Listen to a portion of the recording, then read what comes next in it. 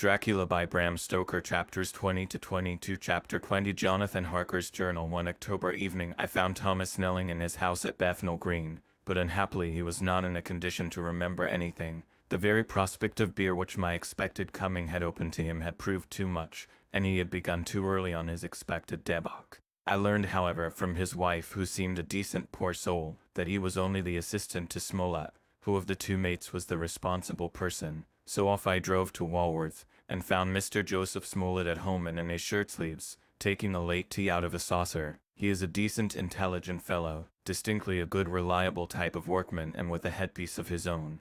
He remembered all about the incident of the boxes, and from a wonderful dog-seared notebook which he produced from some mysterious receptacle about the seat of his trousers, and which had hieroglyphic entries in thick half-obliterated pencil, he gave me the destinations of the boxes. There were, he said, 6 in the cartload which he took from Carfax and left at 197, Chickson Street, Mile in Newtown, and another 6 which he deposited at Jamaica Lane, Bermondsey. If then the Count meant to scatter these ghastly refuges of his over London, these places were chosen as the first of delivery, so that later he might distribute more fully. The systematic manner in which this was done made me think that he could not mean to confine himself to 2 sides of London. He was now fixed on the far east of the northern shore, on the east of the southern shore, and on the south. The north and west were surely never meant to be left out of his diabolical scheme, let alone the city itself and the very heart of fashionable London in the south, west and west. I went back to Smollett and asked him if he could tell us if any other boxes had been taken from Carfax. He replied, "Well, governor, you've treated me weary," and some I had given him half a sovereign, and I'll tell you all I know. I heard a man by the name of Bloxham say 4 nights ago in the Ariannounce in Pincher's Alley, as he and his mate added a rare dusty job and old us at perfect. There ain't a many such jobs as this air, and I'm thinking that maybe Sam Bloxham could tell ye summit. Asked if he could tell me where to find him. I told him that if he could get me the address it would be worth another half sovereign to him.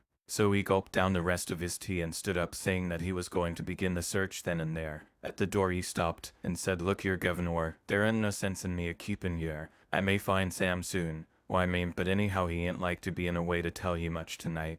Sam is a rare one when he starts on the booze. If you can give me an envelope with a stamp on it, and put your address on it, I'll find out where Sam is to be found and post it ye tonight. But you'd better be up arter him soon in the mornin', or maybe you won't catch him, for Sam gets off main early, never mind the booze the night afore." This was all practical, so one of the children went off with a penny to buy an envelope and a sheet of paper, and to keep the change. When she came back I addressed the envelope and stamped it, and when Smollett had again faithfully promised to post the address when found, I took my way to home. We're on the track anyhow. I am tired tonight and want sleep.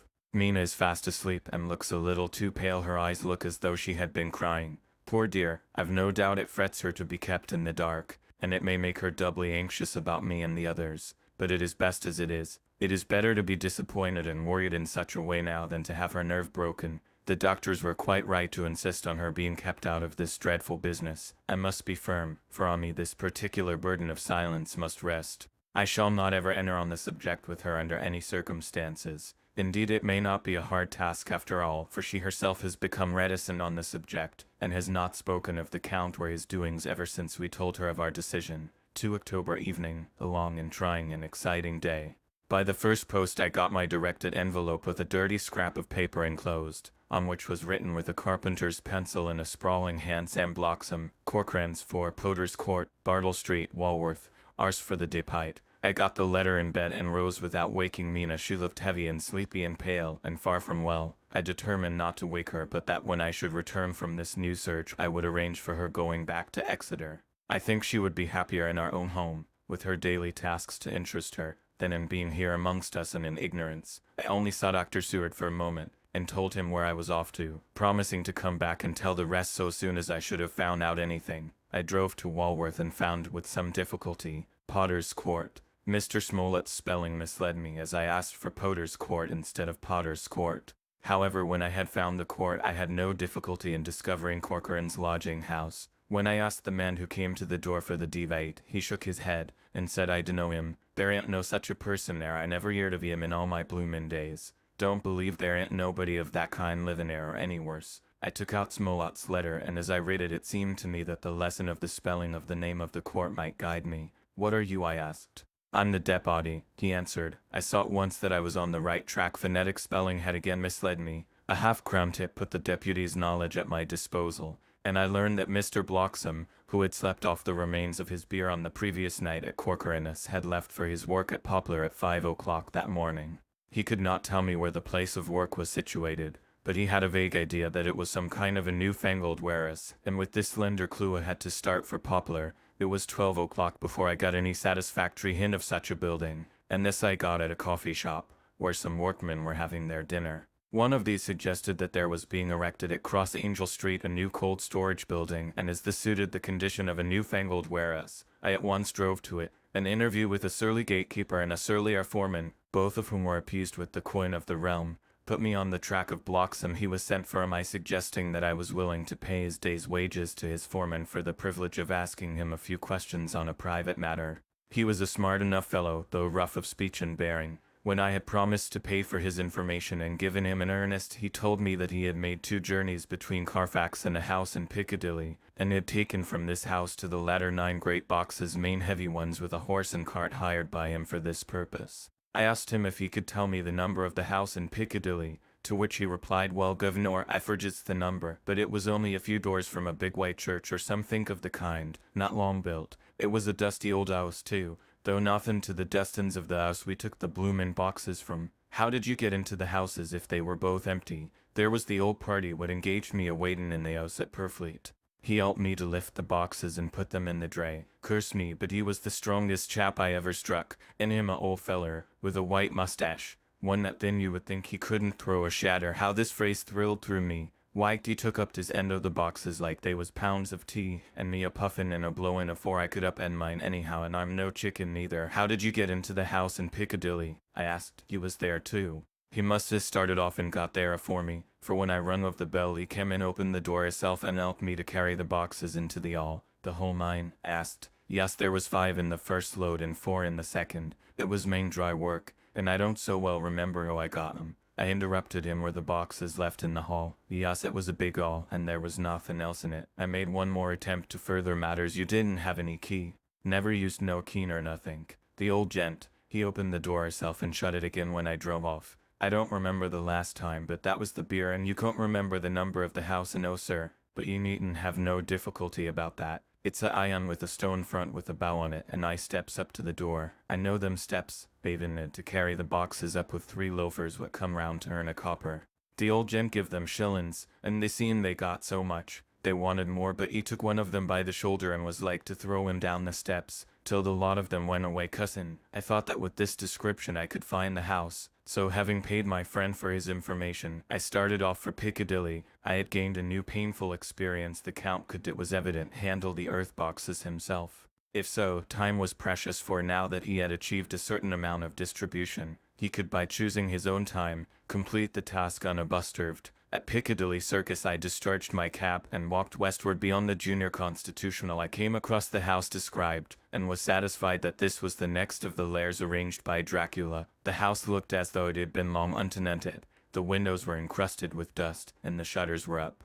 All the framework was black with time, and from the iron the paint had mostly scaled away. It was evident that up to lately there had been a large notice board in front of the balcony. It had, however, been roughly torn away, the uprights which had supported it still remaining. Behind the rails of the balcony I saw there were some loose boards, whose ridges looked white. I would have given a good deal to have been able to see the notice board intact, as it would perhaps have given some clue to the ownership of the house. I remembered my experience of the investigation and purchase of Carfax, and I could not but feel that if I could find the former owner there might be some means discovered of gaining access to the house. There was at present nothing to be learned from the Piccadilly side, and nothing could be done, so I went round to the back to see if anything could be gathered from this quarter. The mews were active, the Piccadilly houses being mostly in occupation. I asked 1 or 2 of the grooms and helpers whom I saw around if they could tell me anything about the empty house. One of them said that he heard it had lately been taken, but he couldn't say from whom. He told me, however, that up to very lately there had been a notice board of for sale up, and that perhaps Mitchell Sons Candy, the house agents, could tell me something, as he thought he remembered seeing the name of that firm on the board. I did not wish to seem too eager, or to let my informant know or guess too much, so thanking him in the usual manner, I strolled away. It was now growing dusk, and the autumn night was closing in, so I did not lose any time. Having learned the address of Mitchell Sons Candy from a directory at the Berkeley, I was soon at their office in Sackville Street. The gentleman who saw me was particularly suave in manner, but uncommunicative in equal proportion. Having once told me that the Piccadilly house which throughout our interview he called a mansion was sold, he considered my business as concluded. When I asked who had purchased it, he opened his eyes a thought wider, and paused a few seconds before replying, "It is sold, sir." "Pardon me," I said with equal politeness, "but I have a special reason for wishing to know who purchased it." Again he paused longer and raised his eyebrows still more. "It is sold, sir," was again his laconic reply. "Surely," I said, "you do not mind letting me know so much." "But I do mind," he answered. "The affairs of their clients are absolutely safe in the hands of Mitchell Sons Candy." This was manifestly a prig of the first water, and there was no use arguing with him. I thought I had best meet him on his own ground, so I said, "Your clients, sir, are happy in having so resolute a guardian of their confidence. I am myself a professional man." Here I handed him my card. "In this instance I am not prompted by curiosity. I act on the part of Lord Godalming, who wishes to know something of the property which was, he understood, lately for sale." These words put a different complexion on affairs. He said, "I would like to oblige you if I could, Mr. Harker, and especially would I like to oblige his lordship. We once carried out a small matter of renting some chambers for him when he was the Honourable Arthur Holmwood. If you will let me have his lordship's address, I will consult the house on the subject, and will in any case communicate with his lordship by tonight's post. It will be a pleasure if we can so far deviate from our rules as to give the required information to his lordship." I wanted to secure a friend, and not to make an enemy, so I thanked him, gave the address at Dr. Seward's, and came away. It was now dark, and I was tired and hungry. I got a cup of tea at the Arided Bread Company and came down to Purfleet by the next train. I found all the others at home. Mina was looking tired and pale, but she made a gallant effort to be bright and cheerful. It wrung my heart to think that I had had to keep anything from her and so caused her to quit it. Thank God, this will be the last night of her looking on at our conferences, and feeling the sting of our not showing our confidence. It took all my courage to hold to the wise resolution of keeping her out of our grim task. She seems somehow more reconciled, or else the very subject seems to have become repugnant to her, for when any accidental allusion is made she actually shudders. I am glad we made our resolution in time, as with such a feeling as this, our growing knowledge would be torture to her. I could not tell the others of the day's discovery till we were alone, so after dinner, followed by a little music to save appearances even amongst ourselves, I took Mina to her room and left her to go to bed. The dear girl was more affectionate with me than ever, and clung to me as though she would detain me, but there was much to be talked of, and I came away. Thank God, the ceasing of telling things has made no difference between us. When I came down again, I found the others all gathered round the fire in the study. In the train I have written my diary so far, and simply read it off to them as the best means of letting them get abreast of my own information. When I had finished, Van Helsing said, "This has been a great day's work, friend Jonathan. Doubtless we are on the track of the missing boxes. If we find them all in that house, then our work is near the end. But if there be some missing, we must search until we find them. Then shall we make our final coup and hunt the wretch to his real death." We all sat silent a while, and all at once Mr. Morris spoke. "Say, how are we going to get into that house?" "We got into the other," answered Lord Godalming quickly. "But Art, this is different. We broke house at Carfax, but we had night and a walled park to protect us. It will be a mighty different thing to commit burglary in Piccadilly, either by day or night. I confess I don't see how we are going to get in unless that agency duck can find us a key of some sort. Perhaps we shall know when you get his letter in the morning." Lord Godalming's brows contracted, and he stood up and walked about the room. By and by he stopped and said, turning from one to another of us, "Quincy's head is level. This burglary business is getting serious. We got off once all right, but we have now a rare job on hand unless we can find the Count's key basket." As nothing could well be done before morning, and as it would be at least advisable to wait till Lord Godalming should hear from Mitchell's, we decided not to take any active step before breakfast time. For a good while we sat and smoked, discussing the matter and its various lights and bearings. I took the opportunity of bringing this diary right up to the moment. I am very sleepy and shall go to bed. Just a line. Mina sleeps soundly and her breathing is regular. Her forehead is puckered up into little wrinkles, as though she thinks even in her sleep. She is still too pale, but does not look so haggard as she did this morning. Tomorrow will, I hope, mend all this. She will be herself at home in Exeter. Oh, but I am sleepy. Dr. Seward's diary, 1 October. I am puzzled afresh about Renfield. His moods change so rapidly that I find it difficult to keep touch of them, and as they always mean something more than his own well-being, they form a more than interesting study. This morning when I went to see him after his repulsive Van Helsing, his manner was that of a man commanding destiny. He was in fact commanding destiny subjectively. He did not really care for any of the things of mere earth. He was in the clouds and looked down on all the weaknesses and wants of us poor mortals. I thought I would improve the occasion and learn something, so I asked him what about the flies these times. He smiled on me in quite a superior sort of way, such a smile as would have become the face of Malvolio as he answered me. The fly, my dear sir, has one striking feature. Its wings are typical of the aerial powers of the psychic faculties. The ancients did well when they typified the soul as a butterfly. I thought I would push his analogy to its utmost logically, so I said quickly, "Oh, it is a soul you are after now, is it?" His madness foiled his reason, and a puzzled look spread over his face as, shaking his head with a decision which I had but seldom seen in him, he said, oh no, I want no souls. Life is all I want." Here he brightened up. "I am pretty indifferent about it at present. Life is all right, I have all I want. You must get a new patient, doctor, if you wish to study Sufagai."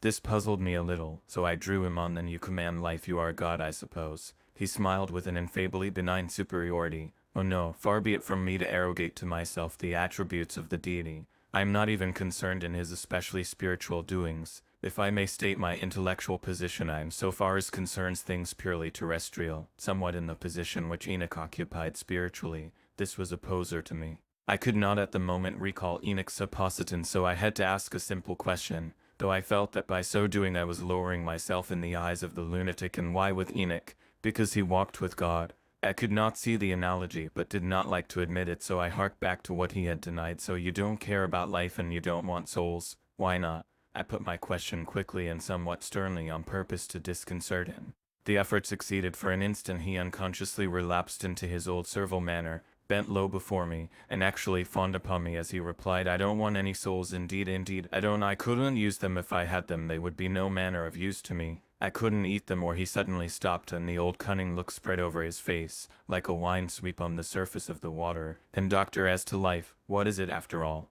When you've got all you require and you know that you will never want, that is all. I have friends, good friends like you, Dr. Seward." This was said with a layer of incomprehensible cunning. "I know that I shall never lack the means of life." I think that through the cloudiness of his insanity he saw some antagonism in me, for he at once fell back on the last refuge of such as he, a dog's silence. After a short time I saw that for the present it was useless to speak to him. He was sulky, and so I came away.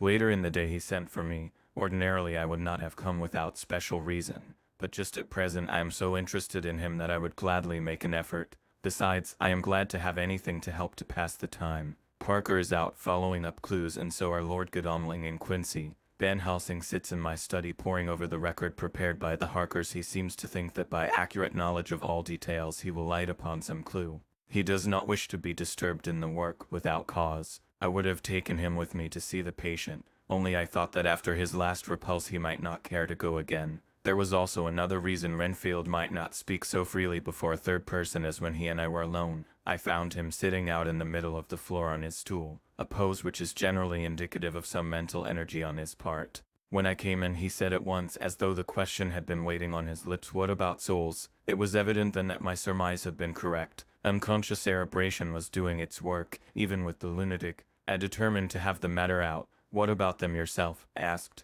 He did not reply for a moment, but looked all round him, and up and down, as though he expected to find some inspiration for an answer. "I don't want any souls," he said in a feeble apologetic way.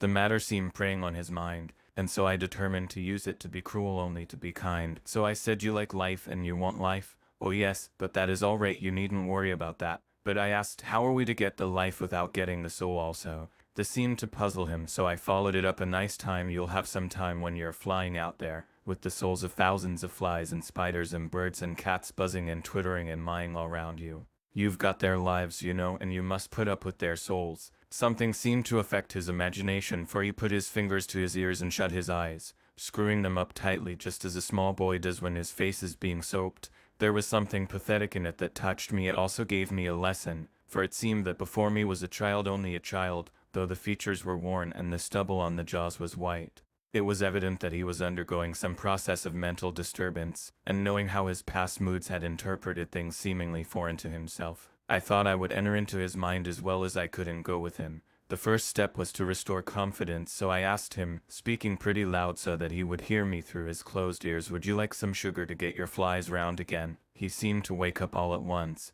then shook his head. With a laugh he replied, "Not much. Flies are poor things after all." After a pause he added, "But I don't want their souls buzzing round me all the same." "Or spiders," I went on. "Blow spiders. What's the use of spiders? There isn't anything in them to eat." Or he stopped suddenly, as though reminded of a forbidden topic. So, I thought to myself. This is the second time he has suddenly stopped at the word drink. What does it mean? Renfield seemed himself aware of having made a lapse, for he hurried on, as though to distract my attention from it. "I don't take any stock at all in such matters. Rats and mice and such small deer, the Shakespeare has it. Chicken feet of the larder they might be called. I'm past all that sort of nonsense. You might as well ask a man to eat molecules with a pair of chopsticks, as to try to interest me about the lesser carnivora, when I know of what is before me." "I see," I said. "You want big things that you can make your teeth meet in. How would you like to breakfast on elephant?" "What ridiculous nonsense you're talking." He was getting too wide awake, so I thought I would press him hard. "I wonder," I said reflectively, "what an elephant's soul is like." The effect I desired was obtained, for he at once fell from his high horse and became a child again. "I don't want an elephant's soul, or any soul at all," he said. For a few moments he sat despondently. Suddenly he jumped to his feet, with his eyes blazing and all the signs of intense cerebral excitement. "To hell with you and your souls," he shouted. "Why do you plague me about souls? Haven't I got enough to worry and pain and distract me already without thinking of souls?" He looked so hostile that I thought he was in for another homicidal fit, so I blew my whistle. The instant, however, that I did so, he became calm, and said apologetically, "Forgive me, doctor, I forgot myself. You do not need any help. I am so worried in my mind that I am apt to be irritable. If you only knew the problem I have to face, and that I am working out, you would pity and tolerate and pardon me. Pray do not put me in a strait waistcoat. I want to think, and I cannot think freely when my body is confined. I'm sure you will understand." He had evidently self-control, so when the attendants came I told them not to mind, and they withdrew. Renfield watched them go. When the door was closed he said, with considerable dignity and sweetness, "Dr. Seward, you have been very considerate towards me. Believe me that I am very, very grateful to you." I thought it well to leave him in this mood, and so I came away. There is certainly something to ponder over in this man's state. Several points seem to make what the American interviewer calls a story, if one could only get them in proper order. Here they are. Will not mention drinking. Fears the thought of being burdened with the soul of anything. Has no dread of wanting life in the future. Despises the meaner forms of life altogether, though he dreads being haunted by their souls. Logically, all these things point one way. He has assurance of some kind that he will acquire some higher life. He dreads the consequence, the burden of a soul. Then it is a human life he looks to, and the assurance, merciful God, the Count has been to him, and there is some new scheme of terror afoot. Later, I went after my round to Van Helsing and told him my suspicion. He grew very grave, and after thinking the matter over for a while asked me to take him to Renfield. I did so. As we came to the door we heard the lunatic within singing gaily, as he used to do in the time which now seems so long ago. When we entered we saw with amazement that he had spread out his sugar as of old. The flies, lethargic with the autumn, were beginning to buzz into the room. We tried to make him talk of the subject of our previous conversation, but he would not attend. He went on with his singing just as though we had not been present. He had got a scrap of paper and was folding it into a notebook. We had to come away as ignorant as we went in. His is a curious case indeed. We must watch him tonight. Letter Mitchell, Sons and Candy to Lord Godalming, 1 October. My Lord, we are at all times only too happy to meet your wishes. We beg with regard to the desire of your lordship expressed by Mr. Harker on your behalf, to supply the following information concerning the sale and purchase of No. 347, Piccadilly. The original vendors are the executors of the late Mr. Archibald Winter Suffield. The purchaser is a foreign nobleman, Count Deville, who effected the purchase himself, paying the purchase money in notes over the counter, if your lordship will pardon us using so vulgar an expression.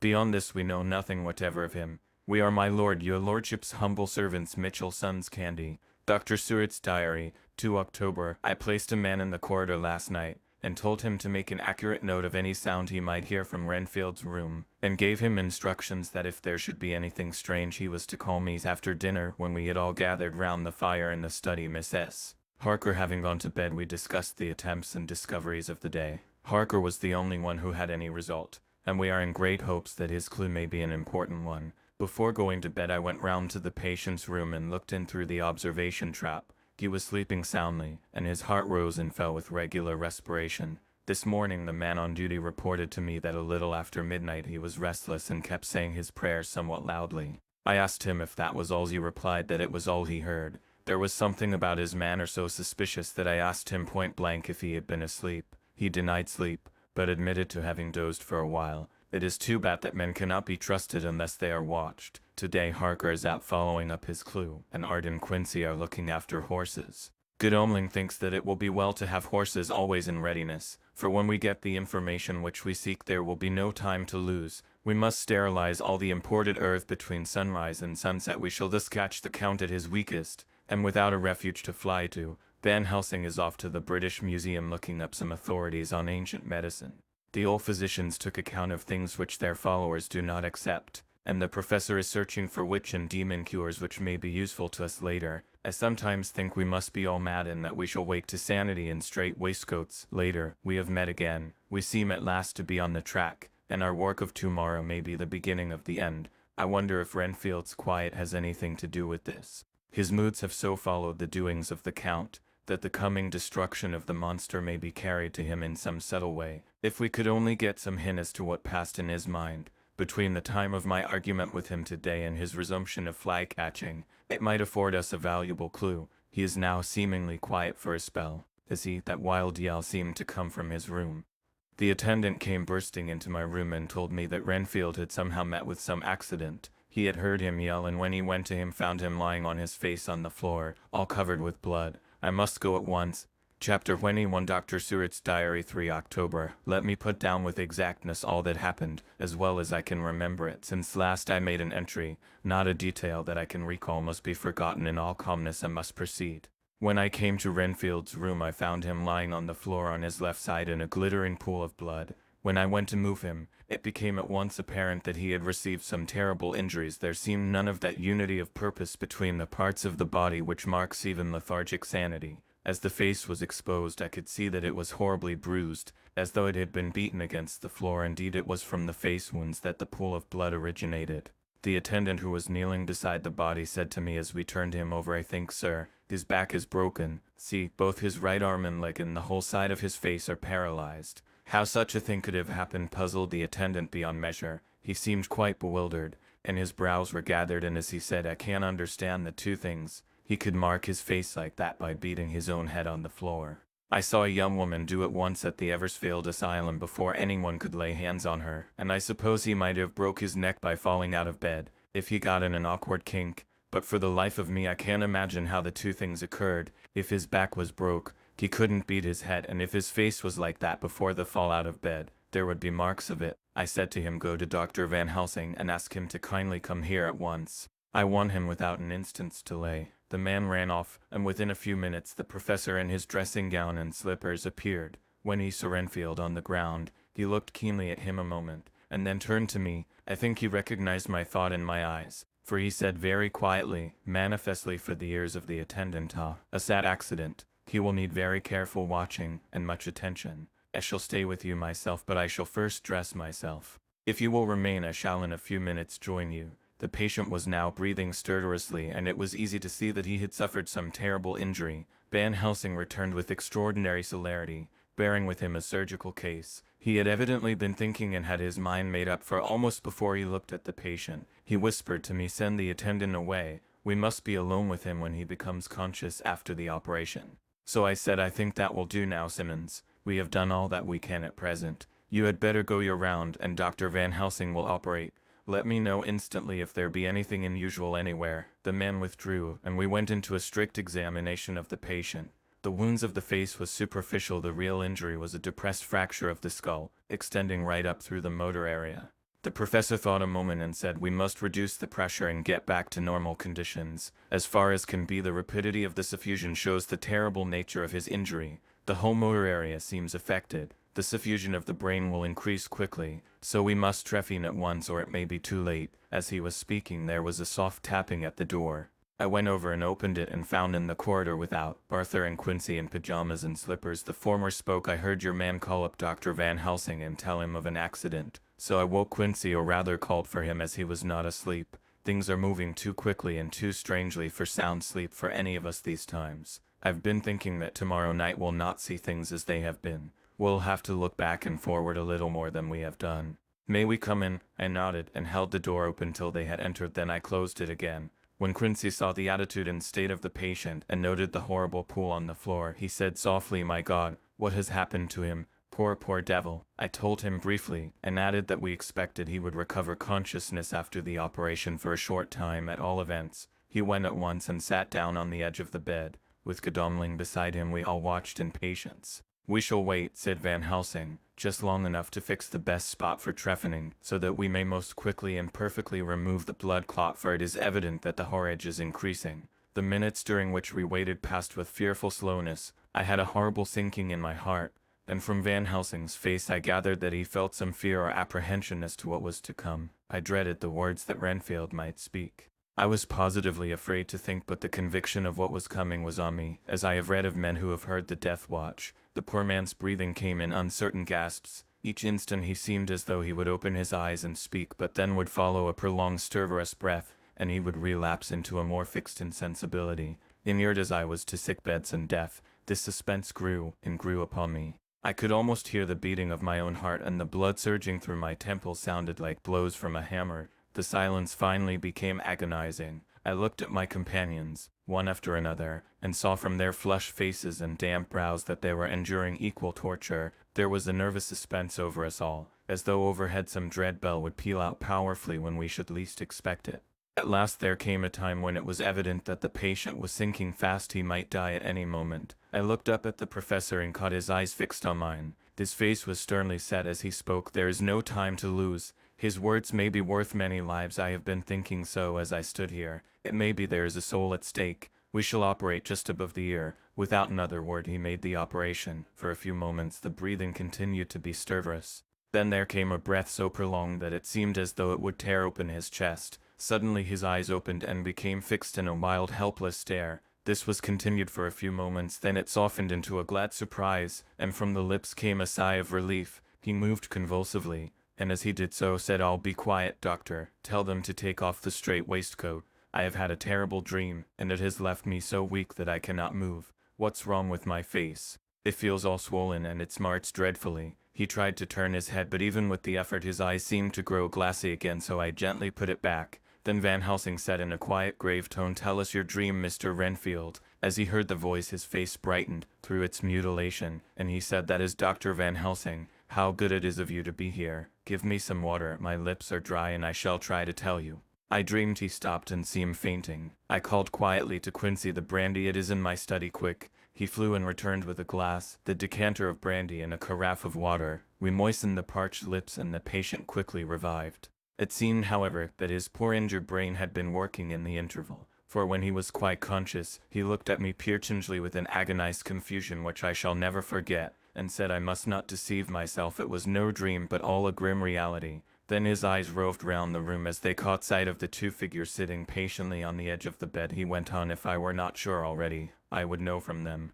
For an instant his eyes closed, not with pain or sleep, but voluntarily, as though he were bringing all his faculties to bear. When he opened them, he said hurriedly and with more energy than he had yet displayed, "Quick, doctor, quick. I am dying. I feel that I have but a few minutes, and then I must go back to death or worse." Wet my lips with brandy again. "I have something that I must say before I die, or before my poor crushed brain dies anyhow. Thank you. It was that night after you left me, when I implored you to let me go away. I couldn't speak then, for I felt my tongue was tied, but I was sane then, except in that way as I am now. I was in an agony of despair for a long time after you left me. It seemed hours. Then there came a sudden peace to me. My brain seemed to become cool again, and I realized where I was. I heard the dogs bark behind our house, but not where he was." As he spoke, Van Helsing's eyes never blinked, but his hand came out and met mine and gripped it hard. He did not, however, betray himself. He nodded slightly and said, "Go on," in a low voice. Renfield proceeded. He came up to the window in the mist, as I had seen him often before, but he was solid then, not a ghost, and his eyes were fierce like a man's when angry.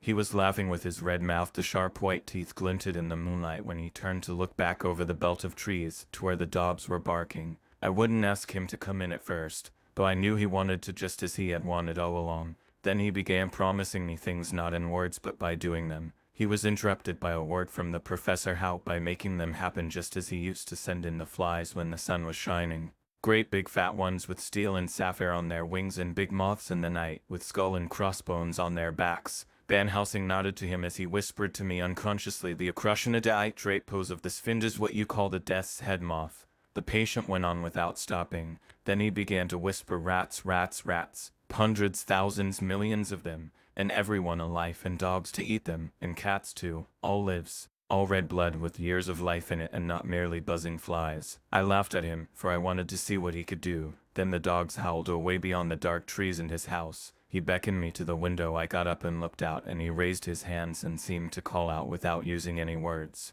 A dark mass spread over the grass, coming on like the shape of a flame of fire, and then he moved the mist to the right and left, and I could see that there were thousands of rats with their eyes blazing red like his, only smaller. He held up his hand, and they all stopped, and I thought he seemed to be saying, all these lives will I give you, and many more and greater through countless ages, if you will fall down and worship me. Then a red cloud like the color of blood seemed to close over my eyes, and before I knew what I was doing, I found myself opening the sash and saying to him, come in, Lord and Master. The rats were all gone, but he slid into the room through the sash, though it was only open an inch wide, just as the moon herself has often come in through the tiniest crack and has stood before me in all her size and splendor. His voice was weaker, so I moistened his lips with the brandy again, and he continued, but it seemed as though his memory had gone on working in the interval, for his story was further advanced. I was about to call him back to the point, but Van Helsing whispered to me, let him go on. Do not interrupt him, he cannot go back. And maybe could not proceed at all if once he lost the thread of his thought. He proceeded all day. I waited to hear from him, but he did not send me anything, not even a blowfly, and when the moon got up I was pretty angry with him. When he slid in through the window, though it was shut, and did not even knock, I got mad with him. He sneered at me, and his white face looked out of the mist with his red eyes gleaming, and he went on as though he owned the whole place, and I was no one. He didn't even smell the same as he went by me. I couldn't hold him. I thought that somehow Mrs. Harker had come into the room. The two men sitting on the bed stood up and came over, standing behind him so that he could not see them, but where they could hear better. They were both silent, but the professor started and quivered. His face, however, grew grimmer and sterner still. Renfield went on without noticing. When Mrs. Harker came in to see me this afternoon, she wasn't the same. It was like tea after the teapot had been watered. Here we all moved, but no one said a word. He went on, I didn't know that she was here till she spoke, and she didn't look the same. I don't care for the pale people, I like them with lots of blood in them, and hers had all seemed to have run out. I didn't think of it at the time, but when she went away I began to think, and it made me mad to know that he had been taking the life out of her. I could feel that the rest quivered as I did, but we remained otherwise still. So when he came tonight I was ready for him. I saw the mist stealing in and I grabbed it tight. I had heard that madmen have a natural strength, and as I knew I was a madman at times anyhow, I resolved to use my power, and he felt it too, for he had to come out of the mist to struggle with me. I held tight and I thought I was going to win, for I didn't mean him to take any more of her life, till I saw his eyes. They burned into me and my strength became like water.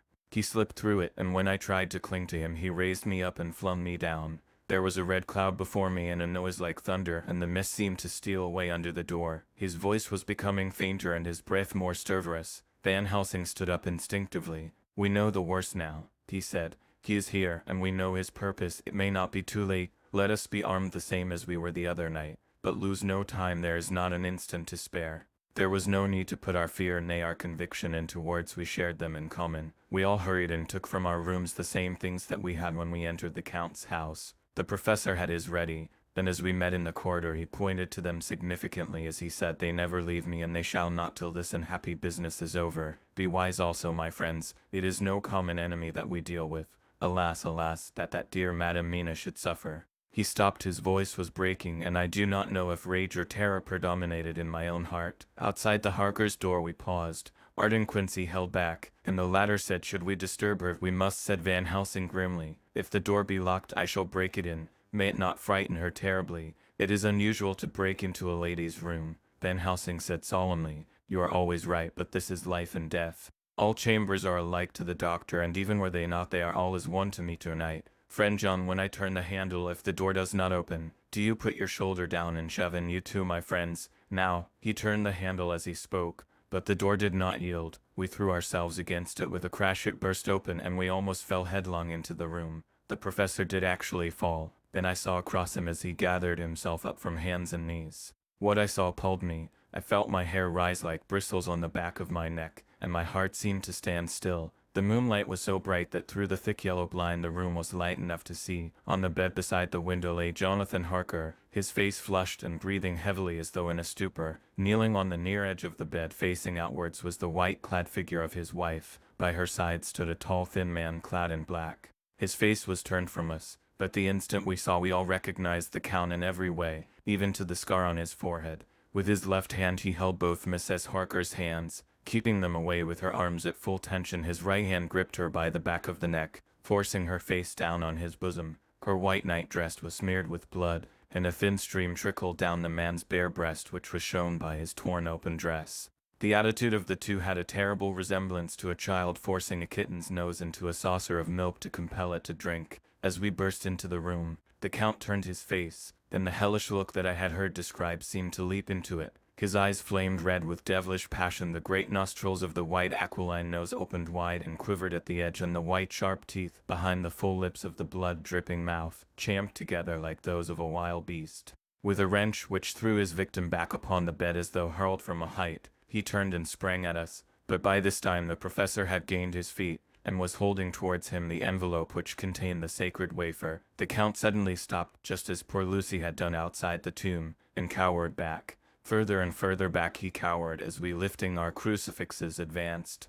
The moonlight suddenly failed, as a great black cloud sailed across the sky, and when the gaslight sprang up under Quincy's match, we saw nothing but a faint vapor. This, as we looked, trailed under the door, which with the recoil from its bursting open had swung back to its old position. Van Helsing, Art, and I moved forward to Mrs. Harker, who by this time had drawn her breath and with it had given a scream so wild, so ear-piercing, so despairing that it seems to me now that it will ring in my ears till my dying day. For a few seconds she lay in her helpless attitude in disarray. Her face was ghastly, with a pallor which was accentuated by the blood which smeared her lips and cheeks and chin. From her throat trickled a thin stream of blood. Her eyes were mad with terror.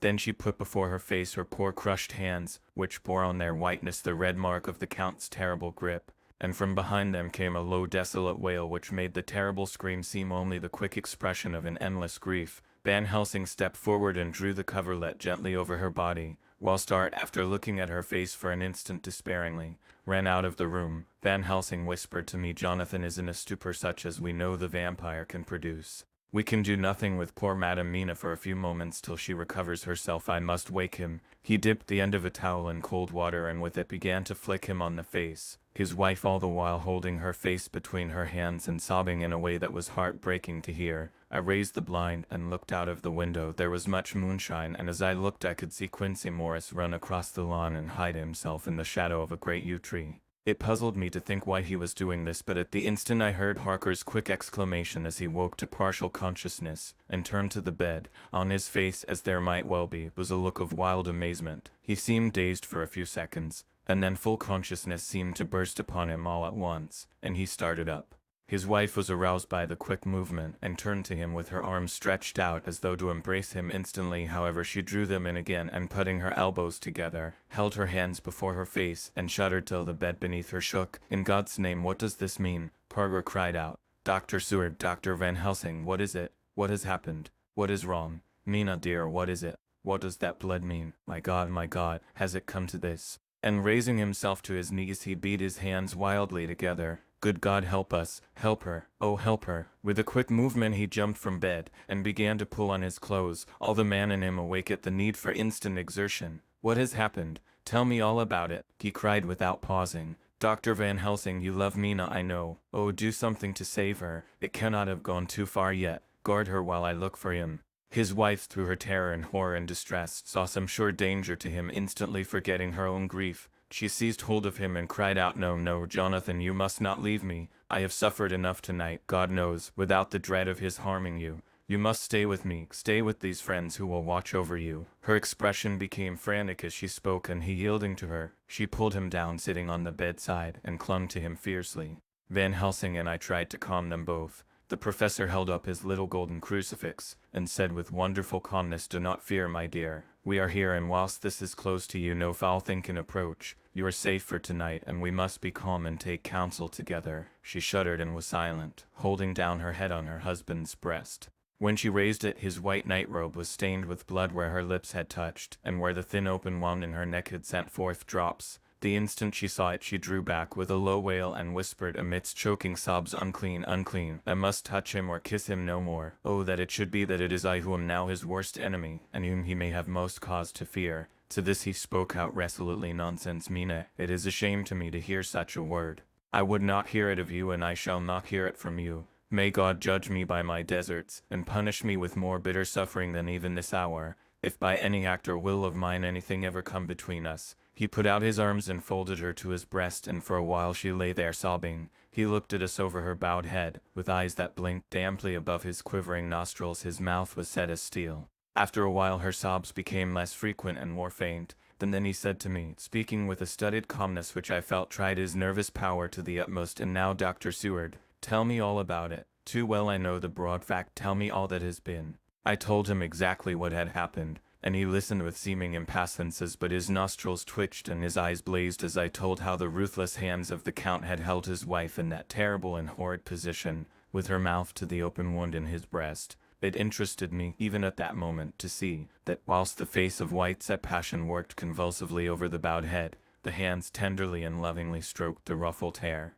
Just as I had finished, Quincy and Godalming knocked at the door. They entered in obedience to our summons. Van Helsing looked at me questioningly. I understood him to mean if we were to take advantage of their coming to divert if possible the thoughts of the unhappy husband and wife from each other and from themselves. So on nodding acquiescence to him he asked them what they had seen or done, to which Lord Godalming answered I could not see him anywhere in the passage, or in any of our rooms. I looked in the study, but though he had been there he had gone. He stopped suddenly, looking at the poor drooping figure on the bed. Van Helsing said gravely, "Go on, friend Arthur, we won't hear no more concealments. Our hope now is in knowing all. Tell freely." So Art went on. He had been there, and though it could only have been for a few seconds, he made rare hay of the place. All the manuscript had been burned, and the blue flames were flickering amongst the white ashes. The cylinders of your phonograph too were thrown on the fire, and the wax had helped the flames. Here I interrupted. "Thank God there is the other copy in the safe." His face lit for a moment, but fell again as he went on. I ran downstairs then, but could see no sign of him. I looked into Renfield's room, but there was no trace there except again he paused.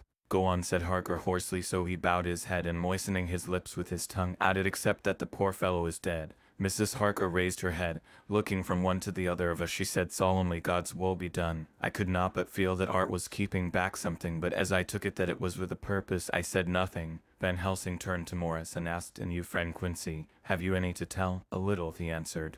"It may be much eventually, but at present I can't say. I thought it well to know if possible where the Count would go when he left the house. I did not see him, but I saw a bat rise from Renfield's window and flap westward. I expected to see him in some shape go back to Carfax, but he evidently sought some other lair. He will not be back tonight, for the sky is reddening in the east and the dawn is close. We must work tomorrow." He said the latter words through his shut teeth. For a space of perhaps a couple of minutes there was silence, and I could fancy that I could hear the sound of our hearts beating. Then Van Helsing said, placing his hand very tenderly on Mrs. Harker's head, "And now, Madam Mina, poor dear Madam Mina, tell us exactly what happened. God knows that I do not want that you be pained, but it is need that we know all, for now more than ever has all work to be done quick and sharp and in deadly earnest. The day is close to us that must end all, if it may be so, and now is the chance that we may live and learn." The poor dear lady shivered, and I could see the tension of her nerves as she clasped her husband closer to her and bent her head lower and lower still on his breast. Then she raised her head proudly and held out one hand to Van Helsing, who took it in his, and after stooping and kissing it reverently, held it fast. The other hand was locked in that of her husband, who held his other arm thrown round her protectingly. After a pause in which she was evidently ordering her thoughts, she began, "I took the sleeping draught which you had so kindly given me, but for a long time it did not act. I seemed to become more wakeful, and myriads of horrible fancies began to crowd in upon my mind, all of them connected with death and vampires, with blood and pain and trouble." Her husband involuntarily groaned as she turned to him and said lovingly, "Do not fret, dear. You must be brave and strong, and help me through the horrible task. If you only knew what an effort it is to me to tell of this fearful thing at all, you would understand how much I need your help. Well, I saw I must try to help the medicine to its work with my will, if it was to do me any good, so I resolutely set myself to sleep. Sure enough, sleep must soon have come to me, for I remember no more. Jonathan coming in had not waked me, for he lay by my side when next I remember. There was in the room the same thin white mist that I had before noticed. But I forget now. If you know of this, you will find it in my diary, which I shall show you later. I felt the same vague terror which had come to me before, and the same sense of some presence. I turned to wake Jonathan, but found that he slept so soundly that it seemed as if it was he who had taken the sleeping draught, and not I. I tried, but I could not wake him. This caused me a great fear, and I looked around terrified. Then indeed my heart sank within me beside the bed, as if he had stepped out of the mist, or rather as if the mist had turned into his figure, for it had entirely disappeared. Stood a tall thin man, all in black. I knew him at once from the description of the others. The waxen face, the high aquiline nose on which the light fell in a thin white line, the parted red lips with the sharp white teeth showing between, and the red eyes that I had seemed to see in the sunset on the windows of St. Mary's Church at Whitby. And you too, the red scar on his forehead where Jonathan had struck him. For an instant my heart stood still, and I would have screamed out, only that I was paralyzed. In the pause he spoke in a sort of keen cutting whisper, pointing as he spoke to Jonathan. Silenced. If you make a sound I shall take him and dash his brains out before your very eyes. I was appalled and was too bewildered to do or say anything. With a mocking smile, he placed one hand upon my shoulder and holding me tight, bared my throat with the other, saying as he did so, "First, a little refreshment to reward my exertions. You may as well be quiet. It is not the first time or the second that your veins have appeased my thirst." I was bewildered, and strangely enough I did not want to hinder him. I suppose it is a part of the horrible curse that such is when his touch is on his victim, and oh my God, pity me. He placed his reeking lips upon my throat. Her husband groaned again. She clasped his hand harder and looked at him pityingly, as if he were the injured one, and went on. I felt my strength fading away, and I was in a half-swoon. How long this horrible thing lasted I know not, but it seemed that a long time must have passed before he took his foul, awful, sneering mouth away. I saw it drip with the fresh blood. The remembrance seemed for a while to overpower her, and she drooped and would have sunk down but for her husband's sustaining arm. With a great effort she recovered herself and went on. Then he spoke to me mockingly. "Then so you, like the others, would play your brains against mine. You would help these men to hunt me and frustrate me in my designs. You know now, and they know in part already, and will know in full before long, what it is to cross my path. They should have kept their energies for use closer to home. Whilst they played wits against me who commanded nations and intrigued for them and fought for them, hundreds of years before they were born I was countermining them. And you, their best beloved one, are now to me, flesh of my flesh, blood of my blood, kin of my kin, my bountiful winepress for a while, and shall be later on my companion and my helper. You shall be avenged in turn, for not one of them but shall minister to your needs. But as yet you are to be punished for what you have done. You have aided in thwarting me, now you shall come to my call. When my brain says come, to you, you shall cross land or sea to do my bidding, and to that end this." With that he pulled open his shirt, and with his long sharp nails opened a vein in his breast. When the blood began to spurt out, he took my hands in one of his, holding them tight, and with the other seized my neck and pressed my mouth to the wound, so that I must either suffocate or swallow some of the. Oh my God, what have I done? What have I done to deserve such a fate? I who have tried to walk in meekness and righteousness all my days. God pity me. Look down on a poor soul in worse than mortal peril, and in mercy pity those to whom she is dear." Then she began to rub her lips as though to cleanse them from pollution. As she was telling her terrible story, the eastern sky began to quicken and everything became more and more clear. Harker was still and quiet, but over his face, as the awful narrative went on, came a grey look which deepened and deepened in the morning light, till when the first red streak of the coming dawn shot up, the flesh stood darkly out against the whitening hair. "We have arranged that one of us is to stay within call of the unhappy pair till we can meet together and arrange about taking action. Of this I am sure the sun rises today on no more miserable house in all the great round of its daily course." Chapter 1. To Jonathan Harker's Journal, 3 October. As I must do something or go mad, I write this diary. It is now 6 o'clock, and we are to meet in the study in half an hour and take something to eat, for Dr. Van Helsing and Dr. Seward are agreed that if we do not eat we cannot work our best. Our best will be, God knows, required today. I must keep writing at every chance, for I dare not stop to think. All big and little must go down. Perhaps at the end the little things may teach us most. The teaching, big or little, could not have landed Mina or me anywhere worse than we are today. However, we must trust and hope. Poor Mina told me just now, with the tears running down her dear cheeks, that it is in trouble and trial that our faith is tested, that we must keep on trusting, and that God will aid us up to the end. The end. Oh my God, what end? To work, to work. When Dr. Van Helsing and Dr. Seward had come back from seeing Per Renfield, we went gravely into what was to be done. First, Dr. Seward told us that when he and Dr. Van Helsing had gone down to the room below, they had found Renfield lying on the floor all in a heap. His face was all bruised and crushed in, and the bones of the neck were broken. Dr. Seward asked the attendant who was on duty in the passage if he had heard anything. He said that he had been sitting down. He confessed to half dozing when he heard loud voices in the room, and then Renfield had called out loudly several times, "God, God, God." After that there was a sound of falling. Then when he entered the room he found him lying on the floor, face down,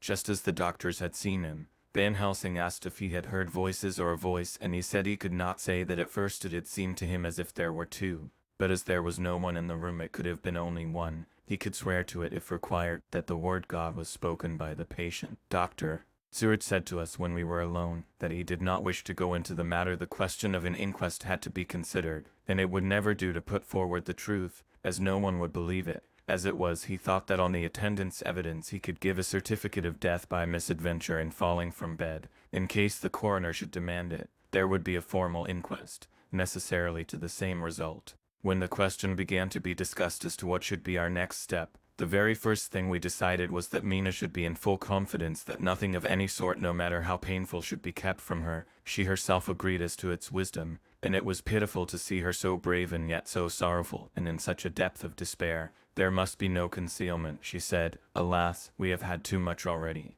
And besides, there is nothing in all the world that can give me more pain than I have already endured, than I suffer now. Whatever may happen, it must be of new hope or of new courage to me. Van Helsing was looking at her fixedly as she spoke, and said suddenly but quietly, "But dear Madam Mina, are you not afraid, not for yourself, but for others, from yourself, after what has happened?" Her face grew set in its lines, but her eyes shone with the devotion of a martyr as she answered, "Oh no, for my mind is made up." "To what?" he asked gently, whilst we were all very still, for each in our own way we had a sort of vague idea of what she meant. Her answer came with direct simplicity, as though she were simply stating a fact. "Because if I find in myself, and I shall watch keenly for it, a sign of harm to any that I love, I shall die." "You would not kill yourself?" he asked hoarsely. "I would, if there were no friend who loved me who would save me such a pain and so desperate an effort." She looked at him meaningly as she spoke. He was sitting down, but now he rose and came close to her and put his hand on her head as he said solemnly, "My child, there is such an one if it were for your good. For myself, I could hold it in my account with God to find such an euthanasia for you, even at this moment, if it were best, nay, were it safe.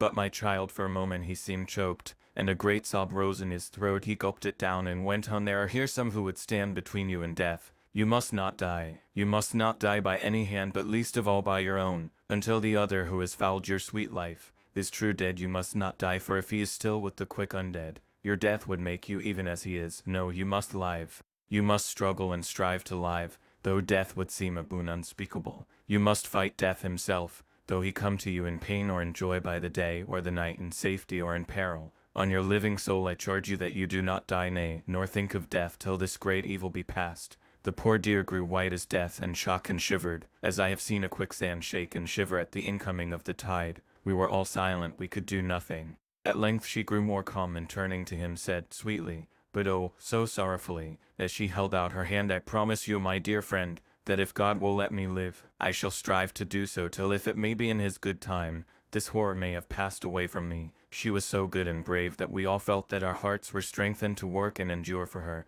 and we began to discuss what we were to do. I told her that she was to have all the papers in the safe, and all the papers or diaries and phonographs we might hereafter use, and was to keep the record as she had done before. She was pleased with the prospect of anything to do if pleased could be used in connection with so grim an interest. As usual, Van Helsing had thought ahead of everyone else, and was prepared with an exact ordering of our work. "It is perhaps well," he said, "that at our meeting after our visit to Carfax we decided not to do anything with the earth boxes that lay there. Had we done so, the Count must have guessed our purpose, and would doubtless have taken measures in advance to frustrate such an effort with regard to the others, but now he does not know our intentions. Nay, more, in all probability, he does not know that such a power exists to us as can sterilize his lairs, so that he cannot use them as of old. We are now so much further advanced in our knowledge as to their disposition that when we have examined the house in Piccadilly, we may track the very last of them. Today then is ours, and in it rests our hope. The sun that rose on our sorrow this morning guards us in its course,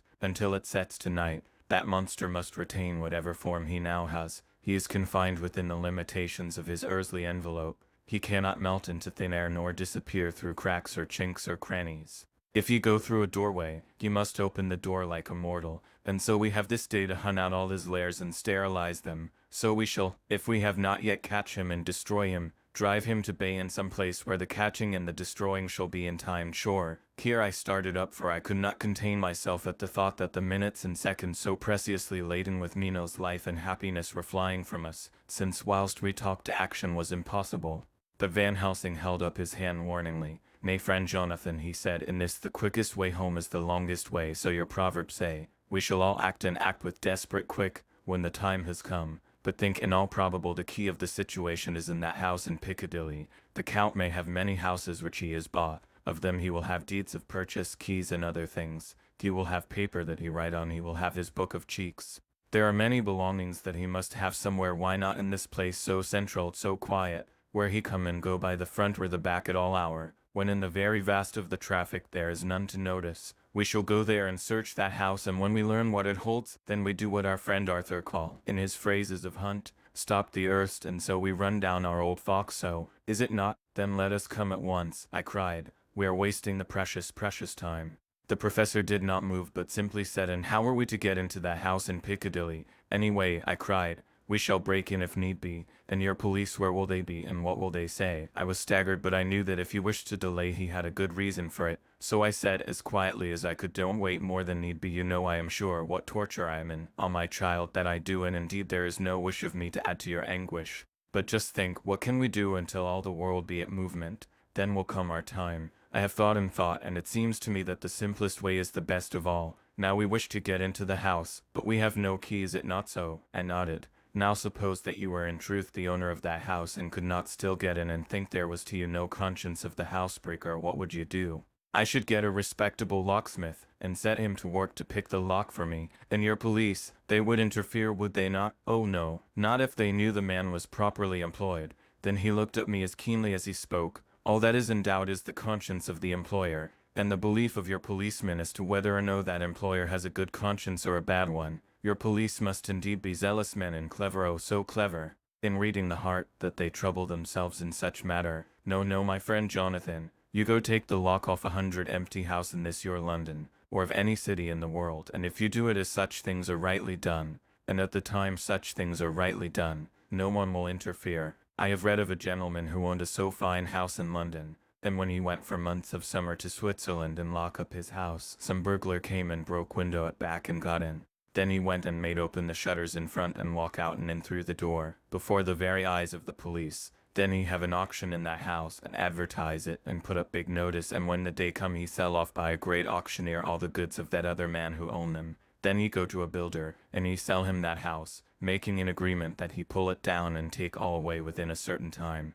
And your police and other authority help him all they can. And when that owner come back from his holiday in Switzerland, he find only an empty hole where his house had been. This was all done en règle, and in our work we shall be en règle too. We shall not go so early that the policemen who have them little to think of shall deem it strange, but we shall go after 10 o'clock, when there are many about, and such things would be done were we indeed owners of the house. I could not but see how right he was, and the terrible despair of Mina's face became relaxed to thought there was hope in such good counsel. Van Helsing went on, when once within that house we may find more clues. At any rate some of us can remain there, whilst the rest find the other places where there be more earth boxes at Bermondsey and Milan. Lord Godalming stood up. I can be of some use here, he said. I shall wire to my people to have horses and carriages where they will be most convenient. Look here, old fellow, said Morris. It is a capital idea to have all ready in case we want to go horsebacking, but don't you think that one of your snappy carriages with its heraldic adornments and a byway of Walworth or Milan would attract too much attention for our purposes? It seems to me that we ought to take cabs when we go south or east, and even leave them somewhere near the neighborhood we are going to. Friend Quincy is right,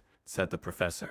His head is what you call in playing with the horizon. It is a difficult thing that we go to do, and we do not want no peoples to watch us if so it may. Mina took a growing interest in everything, and I was rejoiced to see that the exigency of affairs was helping her to forget for a time the terrible experience of the night. She was very, very pale, almost ghastly, and so thin that her lips were drawn away, showing her teeth in somewhat of prominence. I did not mention this last, lest it should give her needless pain, but it made my blood run cold in my veins to think of what had occurred with poor Lucy when the Count had sucked her blood. As yet there was no sign of the teeth growing sharper, but the time as yet was short, and there was time for fear. When we came to the discussion of the sequence of our efforts and of the disposition of our forces, there were new sources of doubt. It was finally agreed that before starting for Piccadilly we should destroy the Count's lair close at hand, in case he should find it out too soon. We should thus be still ahead of him in our work of destruction, and his presence in his purely material shape, and at his weakest, might give us some new clue. As to the disposal of forces, it was suggested by the professor that after our visit to Carfax, we should all enter the house in Piccadilly, that the 2 doctors and I should remain there, whilst Lord Godalming and Quincy found the lairs at Walworth and Milan and destroyed them. It was possible, if not likely, the professor urged, that the Count might appear in Piccadilly during the day, and that if so we might be able to cope with him then and there. At any rate we might be able to follow him in force. To this plan I strenuously objected, and so far as my going was concerned, for I said that I intended to stay and protect Mina. I thought that my mind was made up on the subject, but Mina would not listen to my objection. She said that there might be some law matter in which I could be useful, that amongst the Count's papers might be some clue which I could understand out of my experience in Transylvania, and that as it was, all the strength we could muster was required to cope with the Count's extraordinary power. I had to give in, for Mina's resolution was fixed. She said that it was the last hope for her that we should all work together. As for me, she said, I have no fear. Things have been as bad as they can be, and whatever may happen must have in it some element of hope or comfort. Go, my husband, God can, if he wishes it, guard me as well alone as with anyone present. So I started up, crying out, then in God's name let us come at once, for we're losing time. The Count may come to Piccadilly earlier than we think. Not so, said Van Helsing, holding up his hand. But why? I asked.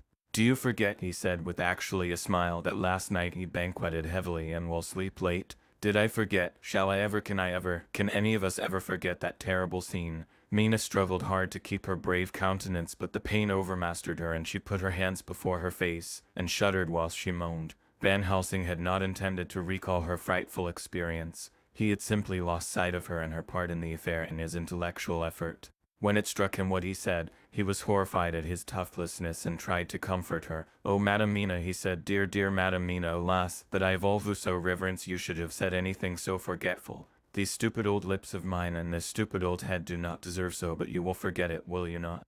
He bent low beside her as he spoke. She took his hand, and looking at him through her tears, said hoarsely, "No, I shall not forget, for it is well that I remember, and with it I have so much in memory of you that is sweet, that I take it all together. Now you must all be going soon. Breakfast is ready, and we must all eat that we may be strong." Breakfast was a strange meal to us all. We tried to be cheerful and encourage each other, and Mina was the brightest and most cheerful of us. When it was over, Van Helsing stood up and said, "Now, my dear friends, we go forth to our terrible enterprise. Are we all armed, as we were on that night when first we visited our enemy's lair, armed against ghostly as well as carnal attack?" We all assured him. "Then it is well. Now, Madam Mina, you are in any case quite safe here until the sunset, and before then we shall return if we shall return. But before we go, let me see you armed against personal attack. I have myself, since you came down, prepared your chamber by the placing of things of which we know, so that he may not enter. Now let me guard yourself. On your forehead I touched this piece of sacred wafer in the name of the Father, the Son," and there was a fearful scream which almost froze our hearts to hear.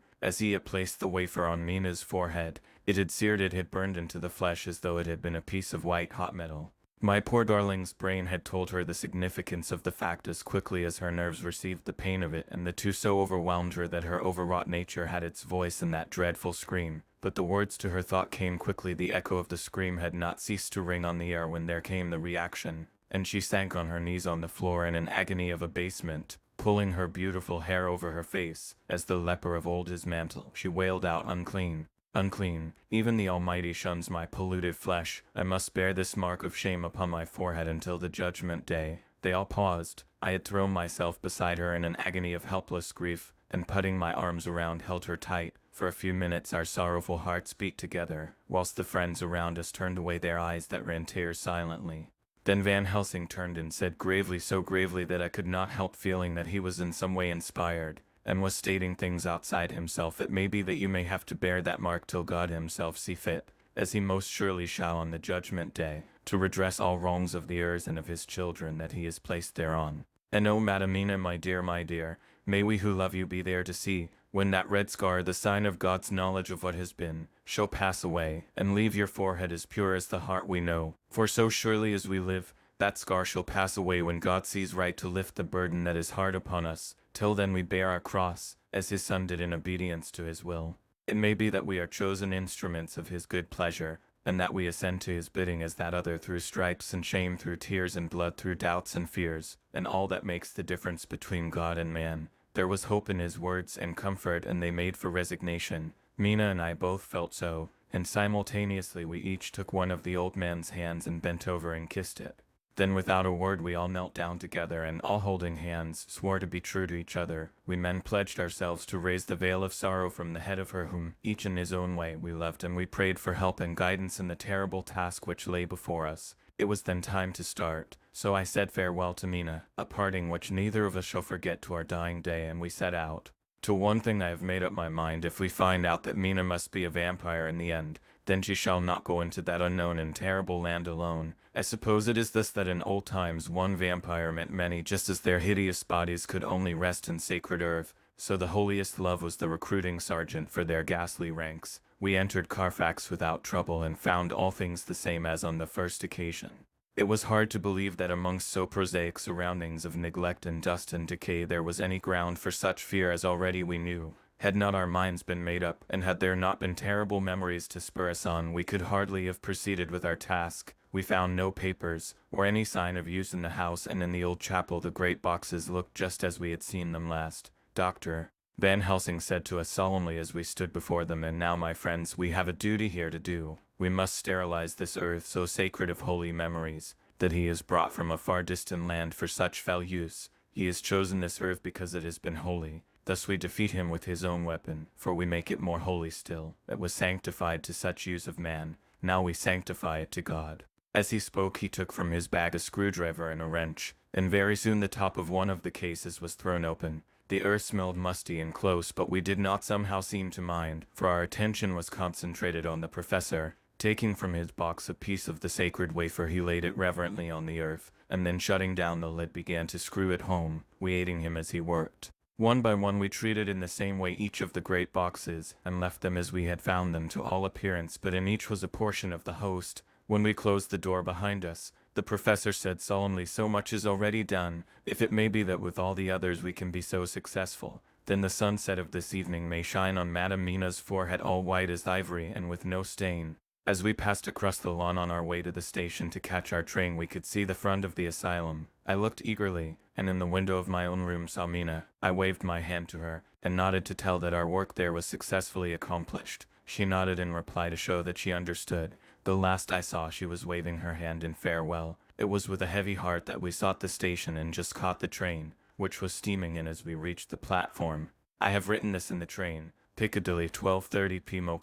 Just before we reached Fankworth Street, Lord Godalming said to me, "Quincy and I will find a locksmith. You had better not come with us in case there should be any difficulty, for under the circumstances it wouldn't seem so bad for us to break into an empty house. But you're a solicitor, and the Incorporated Law Society might tell you that you should have known better." I demurred as to my not sharing any danger even of odium, but he went on, "Besides, it will attract less attention if there are not too many of us. My title will make it all right with the locksmith, and with any policeman that may come along. You had better go with Jack and the professor and stay in the Green Park, somewhere inside of the house, and when you see the door opened and the smith has gone away, do you all come across. We shall be on the lookout for you and shall let you in."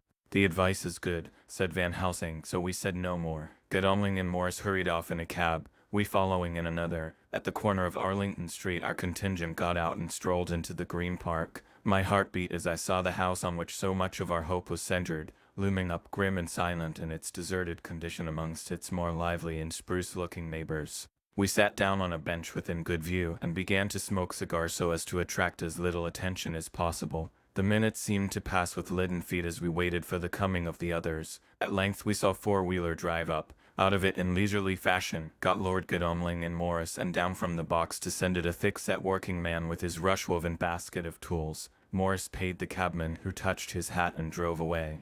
Together the two ascended the steps, and Lord Godalming pointed out what he wanted done. The workman took off his coat leisurely and hung it on one of the spikes of the rail, saying something to a policeman who just then sauntered along. The policeman nodded acquiescence, and the man kneeling down placed his bag beside him. After searching through it, he took out a selection of tools which he produced to lay beside him in orderly fashion.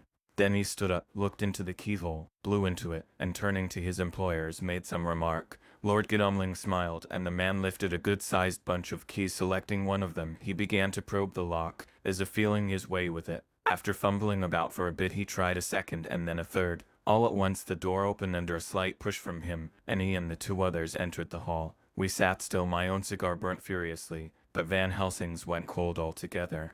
We waited patiently as we saw the workman come out and bring in his bag. Then he held the door partly open, steadying it with his knees, whilst he fitted a key to the lock. This he finally handed to Lord Godalming, who took out his purse and gave him something. The man touched his hat, took his bag, put on his coat, and departed. Not a soul took the slightest notice of the whole transaction. When the man had fairly gone, we three crossed the street and knocked at the door. It was immediately opened by Quincy Morris, beside whom stood Lord Godalming lighting a cigar. "The place smells so vilely," said the latter as we came in. It did indeed smell vilely like the old chapel at Carfax, and with our previous experience it was plain to us that the Count had been using the place pretty freely. We moved to explore the house, all keeping together in case of attack, for we knew we had a strong and wily enemy to deal with, and as yet we did not know whether the Count might not be in the house. In the dining room, which lay at the back of the hall, we found 8 boxes of earth, 8 boxes only out of the 9, which we sought. Our work was not over, and would never be until we should have found the missing box. First we opened the shutters of the window, which looked out across a narrow stone-flagged yard at the blank face of a stable, pointed to look like the front of a miniature house. There were no windows in it, so we were not afraid of being overlooked. We did not lose any time in examining the chests. With the tools which we had brought with us, we opened them one by one, and treated them as we had treated those others in the old chapel. It was evident to us that the Count was not at present in the house, and we proceeded to search for any of his effects. After a cursory glance at the rest of the rooms, from basement to attic, we came to the conclusion that the dining room contained any effects which might belong to the Count, and so we proceeded to minutely examine them. They lay in a sort of orderly disorder on the great dining room table. There were title deeds of the Piccadilly house and a great bundle deeds of the purchase of the houses at Milan and Bermondsey, note paper, envelopes, and pens and ink. All were covered up in thin wrapping paper to keep them from the dust. There were also a clothes brush, a brush and comb, and a jug and basin, the latter containing dirty water which was reddened as if with blood. Last of all was a little heap of keys of all sorts and sizes, probably those belonging to the other houses. When we had examined this last find, Lord Godalming and Quincy Morris, taking accurate notes of the various addresses of the houses in the east and the south, took with them the keys in a great bunch, and set out to destroy the boxes in these places. The rest of us are with what patience we can, waiting their return or the coming of the Count.